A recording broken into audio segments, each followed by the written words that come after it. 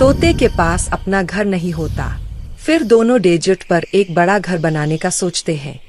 तब तोता और उसका बच्चा दोनों कहीं दूर से ईंट लाते हैं। फिर दोनों बहुत सारे ईंट इकट्ठा करके घर बनाने लगते हैं।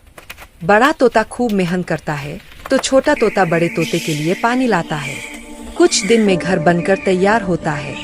फिर दोनों तोते बड़े ही आराम से घर में रहने लगते हैं। तोते के लिए लाइक सब्सक्राइब करो भाई।